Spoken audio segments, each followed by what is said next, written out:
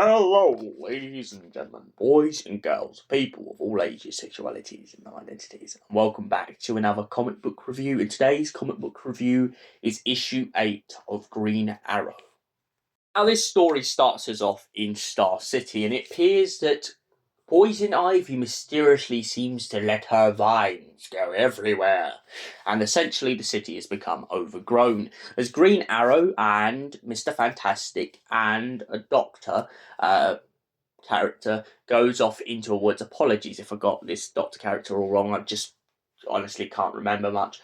But essentially, this doctor character, Mr. Fantastic, and the Green Arrow all go into this forest looking for answers for exactly what's going on.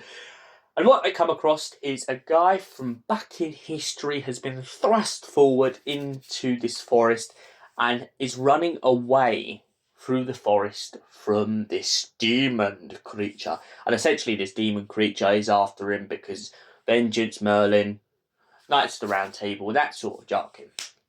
Mr. Fantastic and the Doctor character get stuck in the vines. Meanwhile, Ollie seems to be running off on his own little mission. And that is pretty much the gist of this comic book.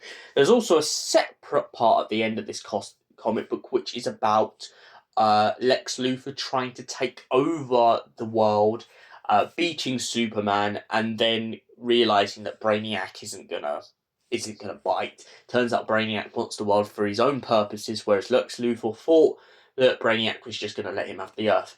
Snap. That's the comic book in a whole. But what did I think of the other part, the Green Arrow part of this comic book? Personally, I feel like the strongest points in this comic book are Mr. Fantastic and Lois Lane. This is not my favourite comic book, personally. I really was hoping I'd like this comic book. And I've got to say, I feel like I was a little bit let down by my high hopes. Green Arrow in himself is a very strong comic book character. However, the Knights of the Round Table, the Merlin, all of that, maybe just because I haven't read any previous issues, is most probably why it lets me down in this comic book, because I don't quite get it. I don't get the Knights of the Round Table. I don't get what it has to do with Merlin. I also don't get why this demon is exactly after him. And for that reason, I'm going to have to mark this really low. And that is such a shame, because Lois Lane's character in the beginning of this and Mr. Fantastic and Ollie's characters, they're all so incredibly strong.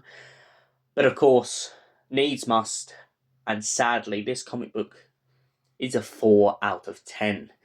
Thank you for watching. We will see you in the next comic book review. Until then, stay beautiful, stay amazing, and have an absolutely incredible night, you gorgeous people.